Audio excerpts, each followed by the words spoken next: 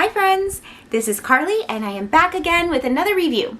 So we have had a really fun run lately looking at all of the Marvel Legends BAF series I've been picking up, individual figures, and just having a great time with those. And there's a lot more of that to come, I promise. But while I am waiting on some pre-orders that I have coming in, I didn't really want to slow down on making videos because I've been enjoying it so much.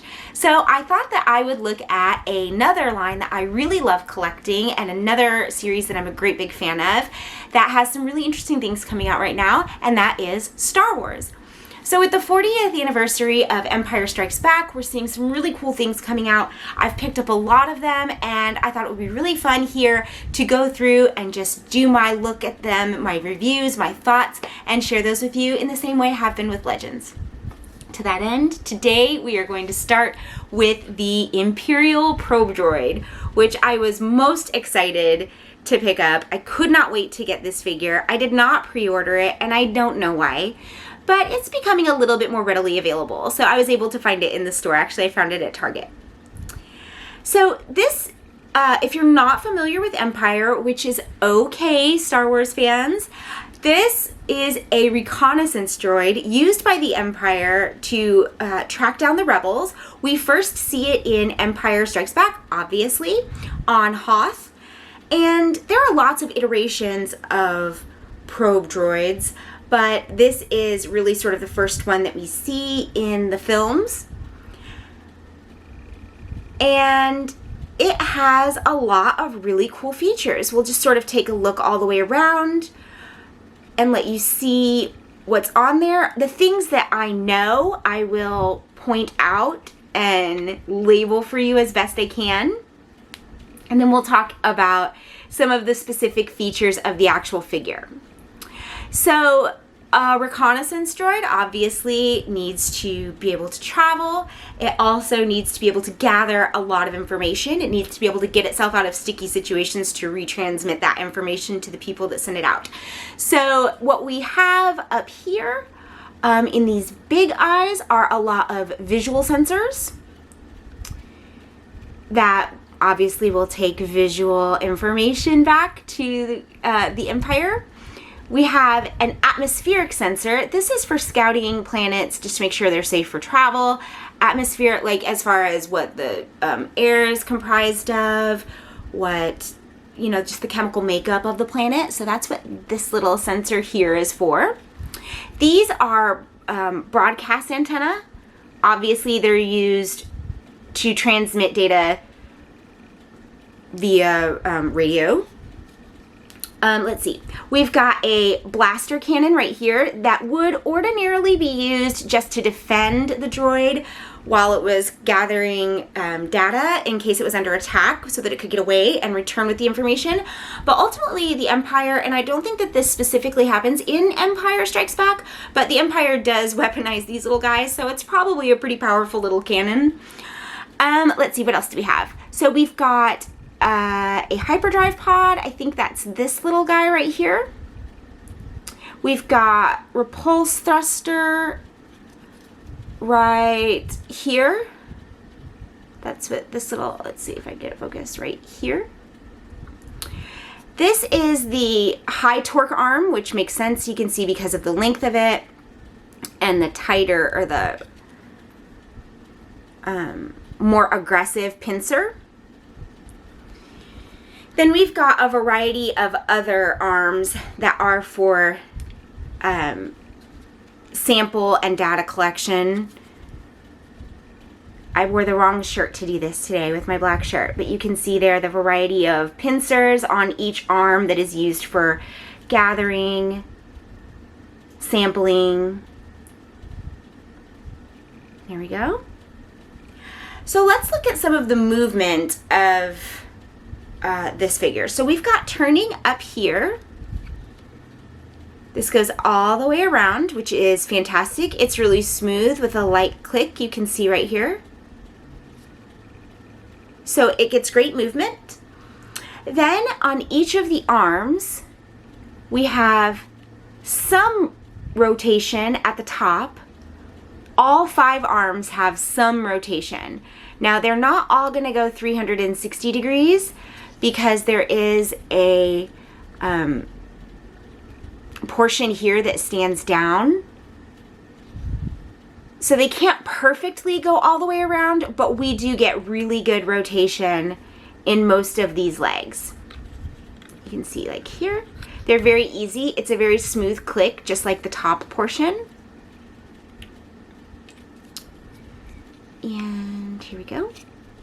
And all of them are multi-jointed. So the super long high torque arm has 1, 2, 3, 4 joints that we can see. Let's look here.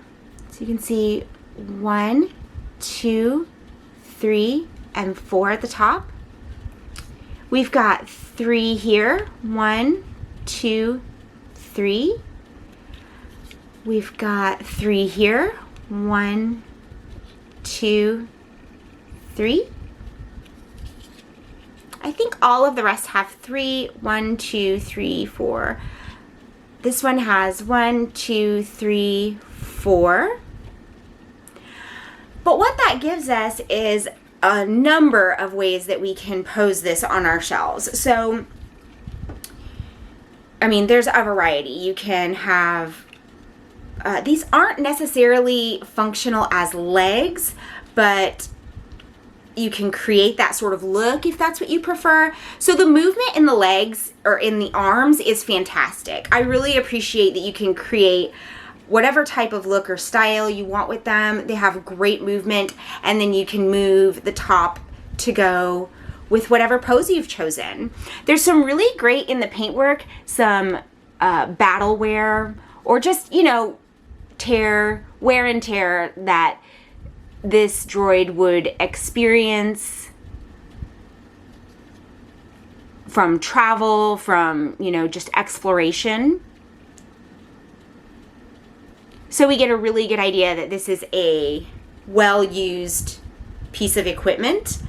And the figure itself comes with a stand, our little piece of Hoth turf here, our little snowy piece of ground, and a clear stand. It snaps together easily, and I've taken it apart too, so you can you know, take it apart if you need to. It's very easy to put together and very sturdy. And this will go into this portion right here, this hole in the center.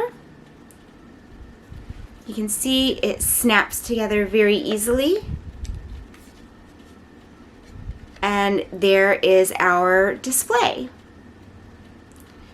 So we can easily pose the arms however we want them to. I really like that they chose to make it Hoth turf. That's what I'm calling it. It's Hoth turf because it's snowy and white. So it really harkens back to the moment that we first see this droid. And I love, as you guys know, I love armored figures. I have a million stormtroopers. I love droids of all types and kinds, which is why my army that I want to build will be stormtroopers and droids. And having this in the collection is really impressive. It's very sculptural and it's very detailed. And as I mentioned, when I took it out, I was surprised at how lightweight it was. But as I was playing with it, I feel that nothing is missing from the appearance of it. It looks sturdy and substantial, and everything works the way that you would want it to.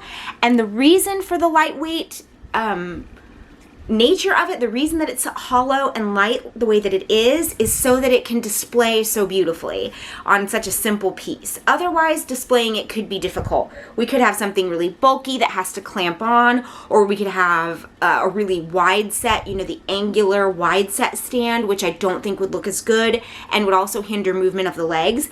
So having it be as lightweight as it is really was necessary at the price point, which is $29.99, in order to get this figure onto a display stand sturdily, easily, and still be able to pose it once it's on there without having it topple or tilt. And it definitely does not topple or tilt. It's very sturdy on this stand, and I have no worries whatsoever about it falling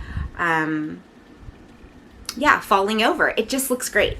So I am over the moon about this. I really, really love this figure. I would love to see more droids like this that are a little bit less traditional, a little bit less humanoid, that are more functional droids. I would love to have tons of them in my collection. So hopefully after the 40th is over, we go on at this and I get to see more droids because I love them. And this one is really iconic and looks fantastic. So I highly recommend everybody getting one if you can get your hands on one. Like I said, I found mine at Target and they seem like they're coming in now. So if you go look, you should be able to find one. But that said, if you don't have the $30 to spare, or you don't have a Target near you, or you're just not ready to shell out for this and you're still interested, I wanted to do a giveaway because I am almost at 500 subscribers and I am actually shocked by that and so grateful and so excited to keep making videos for more and more people. So I would like to do a giveaway of an Imperial probe droid to my subscribers. So what we're going to do to get this going is I'll ask you to go over to Facebook and find Annoying You with Friendship. It's the same logo that I use on my YouTube channel. So find the Annoying You with Friendship page.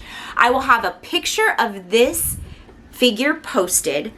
Under the picture, I would like for you to just take a screenshot showing that you're subscribed to my channel and that your notifications bell is turned on.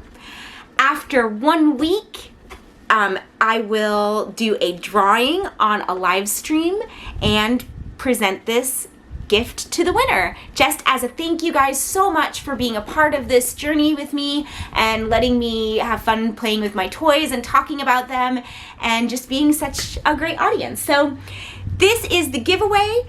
I will put the instructions in the comment or in the description below so you guys know exactly how to go enter it. We need to hit that 500 mark and then I will open up the drawing. We'll go ahead and post the picture and then get this thing rolling so I can give this away to someone. Thank you guys so much for everything. Thank you for watching my reviews. Thank you for your comments, your criticisms, your suggestions, your recommendations. I'm taking it all in and trying hard to get better for you guys every day.